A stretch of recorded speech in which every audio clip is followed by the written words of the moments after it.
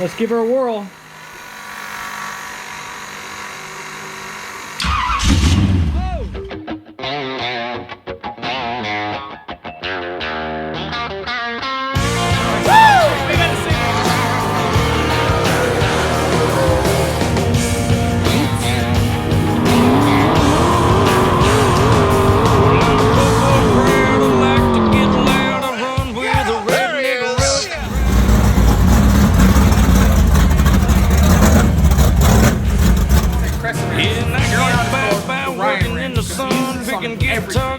Shopping with a gun. You just wow, baby. All right, y'all, welcome back to Cherezian Racing. Back to building an engine while I'm drunk. Yes, this is Frankenstein. The engine you guys have been seeing go together at the last 3 or 4 videos I've been doing, and I've always been doing it while blowing well over the legal limit to drive, a 0.12 or above. So without further ado, let's make sure I'm in the ballpark here. All right. Take 2. I'll tell y'all what, this GoPro Black 8 Series 8 or 8 edition Black Series, I don't know. It sucks, okay? Don't ever buy one of these. But anyways, going forward, back on the motor build here. I'm obviously having a good time, feeling good. A 0.12 or above, perfect time to build a motor. So, before I go any farther, I wanted to show you guys what I'm doing here. And I want to check my pushrod length before I put it all together. I already did it, but I'm just going to show you guys quickly what I did. I always use a pushrod length checker. This is a Manly part, 421/32, and this is what it looks like. But this part right here is built for a 7/16 rocker stud. As you guys may or may not know, I do a lot of high horsepower, high RPM, circle track race motors. Not this car, this is a slow car. I do pro stock racing, which is a lot faster. And the motors I build for that, they're pretty much all 7/16 stud. So they're bigger diameter, they're stronger and stuff. So I bought this guy, and they don't fit because it wobbles on there, right? But what you can do, if you want to buy this for the 7/16 studs, you can buy these inserts, and they convert a 7/16 hole into a 3/8 hole. So I go ahead and I pack a couple of those guys in there, and then voila, it fits right over there, tight, and you can check. And what you're looking for is you want to make sure your cam's at the base circle, and it's all the way down, and you put that guy on there, and you put a push rod in there, and if it's touching on both the valve tip and the push rod, then you got the right size push rod length. If it's a little bit higher on the push rod side, then you got to get a shorter push rod, vice versa. But I just want to show you guys that before I put it all together. That's what I do. That's how I've always checked it, and that gives you the proper rocker arm geometry. So I'm going to go ahead and slap all this up together and then keep on going. All right, so I'm putting the last rocker arm here, and I'm getting a little bit of oil here from my cup and just dipping it on the threads and the push rod and the valve tip. It'd help if I showed what I was doing, huh? It's one of the perks, I guess, of working when you're half drunk is filming is a little tricky. Anyways, get the points of contact there with some oil, and then I go ahead and I try to get a little bit of oil down here in the ball socket area of the rocker arm, just like that, and the tip also, just like that. And some of you guys might be wondering right now, all right, Ryan, you got a big old cam in this thing, about a little bit over 500 lift. It's not a solid cam, it's a hydraulic cam. Hydraulic flat tap, as you guys might know from the videos in the past. But you're probably thinking, why aren't you using roller rockers? What the hell? Well, first of all, a little rag there. First of all, roller rockers don't add any horsepower at all. It's been proven by engine masters that it adds 0 horsepower. The only thing it does is it adds a little bit of durability and longevity to the valve train assembly. It's easier on the valve tips and all that, but it's not really that crazy of a cam to begin with. It's not like a super high lift, high duration and high ramp rate solid cam. It's just a hydraulic flat tap, not a big deal. So I'm going ahead and I'm using the stock stamped steel rocker arms. No big deal. it'll work fine. And if you don't think it would, I actually have stock stamped steel rocker arms in this car right here that we've raced for, I think, 2 or 3 nights now, and no issues. It's all good. And it has actually more lift in that thing than this one does. So the proof's in the pudding. So I'm going to go ahead and throttle the lash. You put these guys down to 0 on the lifter, and then you go ahead and add like another half a turn, and then that's set. All right, looking good, looking good. Got the fresh, brand new, they're not poly locks, they're just lock nuts on the rocker studs, but I'm gonna do something a little bit better than that. I'm actually gonna double nut it. So I'm gonna go down and get my lash set, and then I'm gonna go ahead and put another bolt on top, or a nut on top, and lock them together, and they will not back off. But the question is, I'm blowing a .13 about right now. What's in the cup, Ryan? Well, anybody that's been with Cherezian for a long time knows, well, I've been on this YouTube thing since 2019 now, and anybody who's been with me this whole time knows what's in the cup. It's Gentleman Jack and Pepsi. It's my go-to drink, and it's a nice Saturday afternoon, about 8 o'clock at night, and that's what's in the cup, just so you guys know. Doing the valve adjustment here, and I'm down to the last 2 rocker arms here. This is cylinder number 2, and the way I do it is with the firing order of the motor. So what is that? 1, 8, 4, 3, 6, 5, 7, 2. If you guys know that by the back of your freaking memory, you're my friend, number 1. And number 2, this is how I do it. So I start number 1 here. So number 1, rotate the motor over a little bit by via breaker bar, and once you see the exhaust valve open and closed, and then the intake valve next is going to open and close. Once that closes, then you know it's time to adjust this cylinder. And once the intake valve closes, maybe just turn it over like maybe another 25 degrees, 30 degrees or so, and then you can go ahead and adjust the intake and exhaust valve. And then after that, you're going to look over the next valve. So basically I've gone 1, 8, 4, 3, 6, 5, I just did 7. Now I'm on 2. So I have not turned it over yet. So I just did 7, and as you can see, the intake valve is still open a little bit on number 2. So I'm going to go ahead and rotate it just a little bit until I see that lifter close. Oh, yeah, it's getting difficult now that all the spring pressure's on there. And one hand is not the best way to do this right now. All right, so it just closed. So I'll go ahead and rotate it over a little more. So I know I'm on the base circle on both the intake and the exhaust, and now I'll go ahead and adjust both these rocker arms right here. All right, I'm not gonna lie, I'm pretty cooked right now. I'm drunk as shit. I'm definitely over a .12. If this thing runs and has no issues and just is about out of the hell, this can be a miracle, number 1. Number 2, it's gonna be a testament of how much knowledge I have up here and experience of building small block Chevys, that I can do it while I'm just basically plastered and still getting good results. Let me just go ahead and blow the old lie detector here and see what I'm blowing, because I'm definitely not a 1.2 right now. I'm more like a 1.6.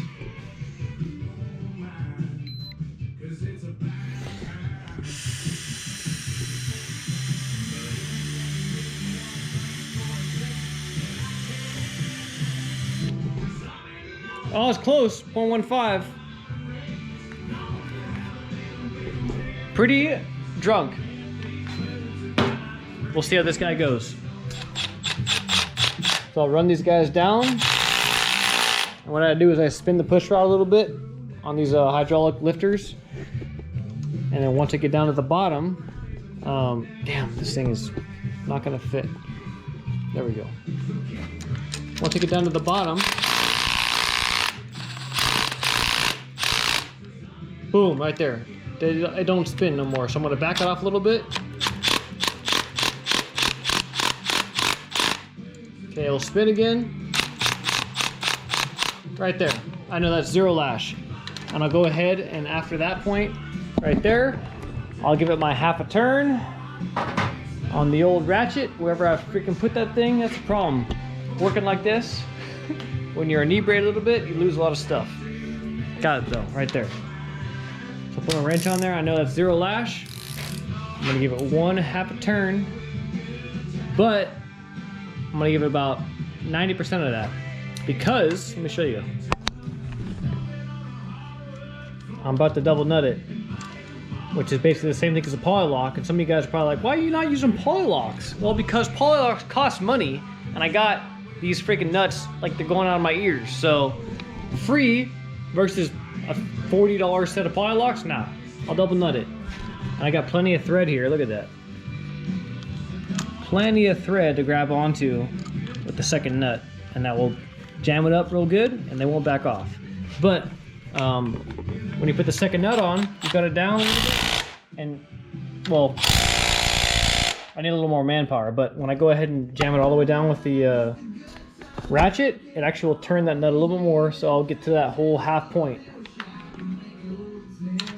All right, just like this. I'm gonna jam it down, and as you can see, both nuts are turning right now. So I know that it's jammed down, and it's probably about the 1/2 turn mark. So go ahead and do the intake and be done with it. I'm gonna put you guys in time lapse. You guys don't need to see me paint the whole thing in real time. Looks dirty, ugly, 3 different colors. It's gonna look perfect and brand new afterwards.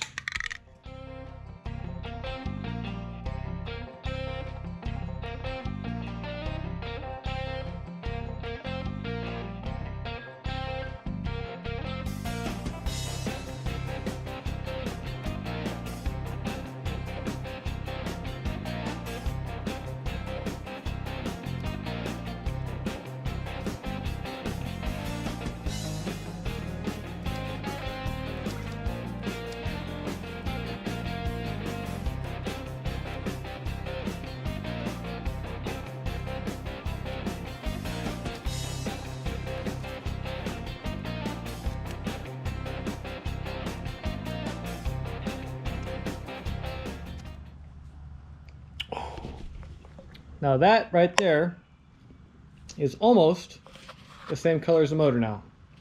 Bush Light Peach. That you can no longer get anymore, discontinued, but apparently now they have a Bush Light Lime. And I gotta try that one because you guys know I'm a bush drinker and they're not selling it around here right now, so I'm gonna have to figure out where I can get my hands on one. Just try it. I've heard mixed reviews on it. Anyways, dang, that looks good, huh? As Joe Dirt would say, dang. Yeah, she looks good. So I'm gonna go ahead and slap the intake on right now, and I'm painting a couple accessories over there in the sun on the shopping cart. As some of you guys may or may not know, that is my paint booth. But I'm gonna show you guys a trick right here. I'm putting the intake on. So yeah, got the exhaust crossover. Yeah, don't want that. So this intake over here is a Torker 2, and it's also been heavily ported. Mostly just gasket matched, but it's gone way up in there. And my guy did a good job on this too. But yeah, it's got the exhaust crossover here too, so you're getting hot air up into the intake manifold right underneath here, which you don't want. That's old school stuff, EGR and choke, old style choke and stuff. We don't use that crap anymore, so we don't want any heat up here. So I'm gonna show you a real cool trick to block that off. I almost forgot. Gotta put some oil in it first. It's a big old hole right there to pour some oil in. So this is what I use. This is my braking oil, Lucas 30 weight straight. Had good success with it. So in she goes.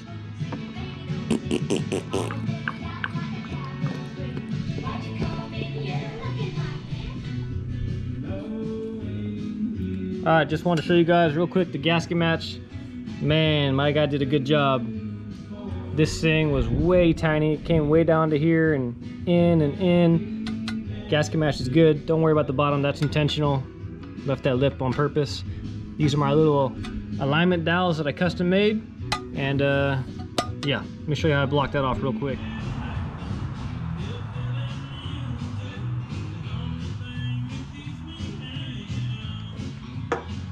Kind of funny. After I spit all over myself,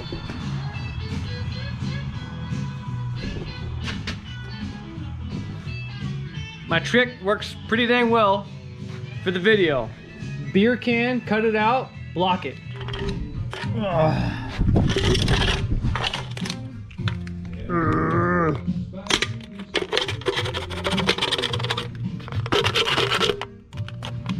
Cut you a slice of beer. Look, Mom, I opened the can of beans without a can opener. Yep, simple as that. Got one layer in there already. This is the stuff I've been using, the high temp red silicone. You can also use the orange, the copper stuff or whatever. But I just double it up just in case it blows through. You got another layer in there, so I use that to kind of just glue it into place, just like that. And gives you a little more insurance. If one blows through, which I've heard can happen, at least you got a second one to back you up here. Bush Light Edition. Got her transferred over here on a little roll around stand, engine run stand that's going with the radio and all that crap over there. Man, she's looking good. Frankenstein don't look like Frankenstein no more. She's looking like a, Prince Charming. Beautiful.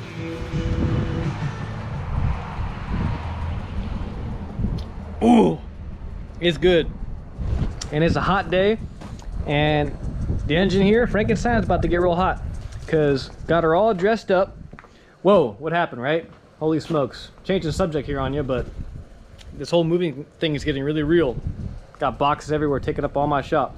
And trying to catch a mouse, and I'm catching everything but mice.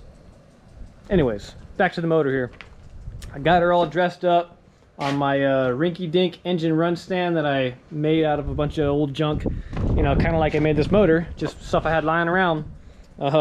Battery with the bungee cord wrapped around it to hold it there, and yeah. Anyways, she's all dressed up, and I'm gonna go ahead right here and prime the oil system. And after she gets all primed up, I'm gonna pull these valve covers off, make sure all the rockers are getting oil, and after that, time to stab a distributor and see if she'll light off. So let's go ahead and get her primed up here on my little tool that I did not home make this guy. I had to actually buy this dude from Summit, but works pretty good.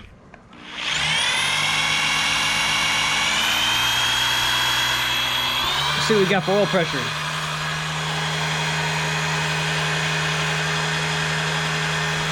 About 50 pounds. Not too bad for just whatever RPM that is. Had this thing going for a couple minutes now. I'm gonna go ahead and crank the motor over while I'm doing it. I can do that with two hands and the camera and the third.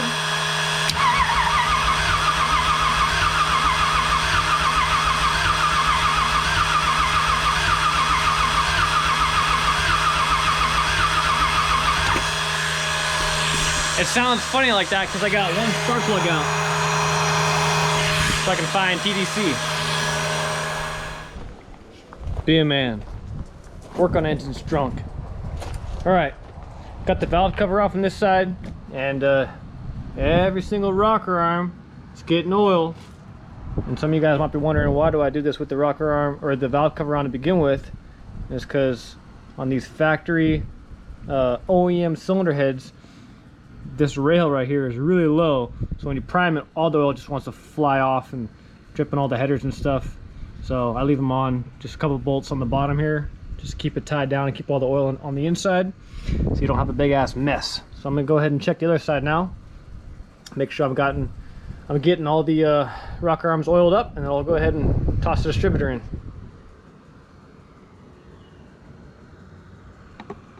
We're all hitting. All got some juice flowing out. All right, y'all, the time has come to bust off Frankenstein once and for all. I got the carburetor on there, distributor stab where I think it's gonna bust off for the first time without any issues. There's a little bit of a leak right here on the accelerator pump, but that shouldn't matter.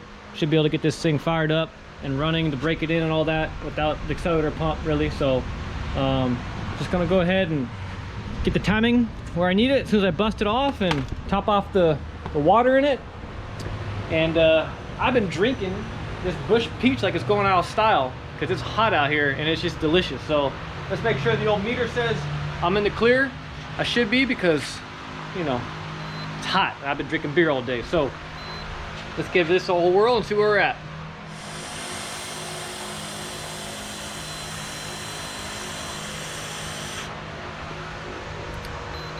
All right. Definitely not as drunk as I was the other night, but good enough to keep this video rolling. So let's go ahead and turn on this fuel system here. Got fuel pressure. Got some juice in there. Oh yeah, all right. Let's give her a whirl.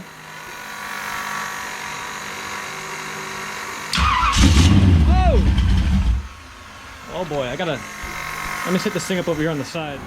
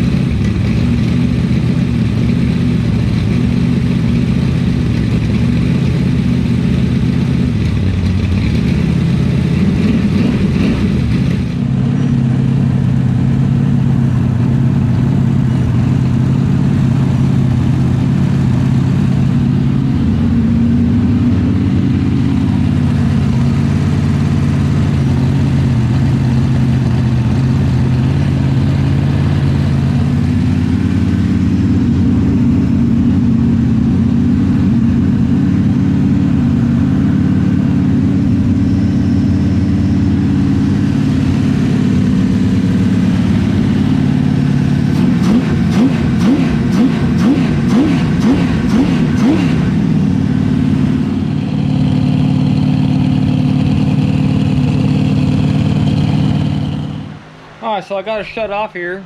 I got it running for about 10 minutes at, I don't know, whatever it was, 2,000 RPMs. It was running fine, and I tried to idle it down a little bit, and didn't want to idle.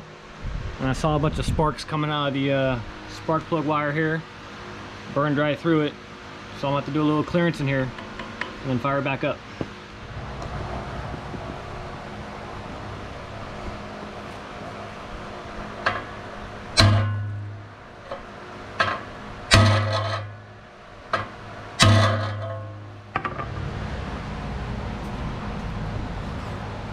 Alright, so I got a new plug wire on her. Let's give that a shot, see if I can get an idle out of it. I forgot to say, I got the timing set at about 31 degrees. And it's locked out the distributor, so I'm not sure if this thing is gonna fire off or not. It might be a little hard to start now, it's warm.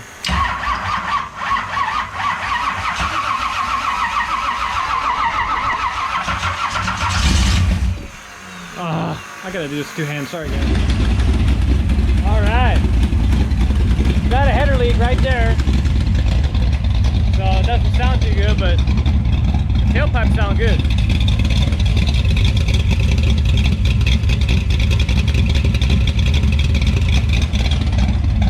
Frankenstein's alive, baby. Sounding real good. Except for that damn header leak right down there. I see it.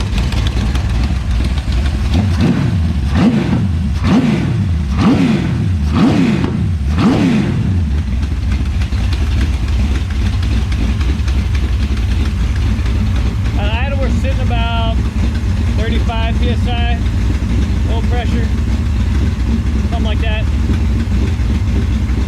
Not too bad for a standard pump. All right, there you have it. Frankenstein's alive and well, and I'm going to call that a success because got her broken in good, got her idling good. Gonna go ahead and fix the header gasket leak, and then go ahead and try to sell her off. So that's going to be the end of this video and the end of this series. Thank you guys for tuning in and watching me drunk. Hold on a second. Can't finish this video off without a beer. Oh yeah. I swear guys, it's like 100 degrees out here. And they're ice cold and they taste good. Anyways, drunk engine building. Great success. Can't believe it, really. I mean, I was pretty hammered when I made this motor and I don't see any leaks on her and all the cylinders are hitting and sounding good. When she's idling down like that, I don't know what she's gonna make for power. If I had to guess, it'd probably be in the neighborhood of 375 maybe 400, I don't really know. hard to know without a dyno, but I bet you see somewhere in there. Anyways, that's it. You guys take care. Remember, if it's bent, it ain't broken, find junk around your shop and make something out of it. That's my 2 cents.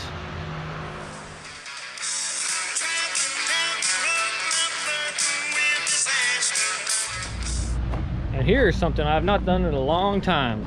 A little bit of bonus bogus. Got a little bit of an update here for you guys. Still have the super truck, but not after tonight, because she's getting raffled away. Yes, she's sold. Don't know who's gonna buy it yet, or who's gonna win it, I should say. But I got 21 people to throw $100 on it, so I've made $2,100 on the car. And basically all I did is I pulled the motor out, the transmission out, and that's it. Everything else is the same on it, the way I raced it. So not a whole lot for a full roller with a gear and all that and a radiator, but it is what it is. And I hope that whoever wins it tonight will continue to race it and keep the car counts up, because even though I'm going to be moving out of here and getting the hell out of California like I should have done many years ago, I do care about the racing around here, and I want to keep the car counts up, and keep the grassroots dirt track racing alive, because it is dying, and we all got to do our part to try to keep the car counts up. So that's what I'm trying to do here, and good luck to whoever buys it. But there you guys go. This will be the last time you ever see the super truck. She's gone.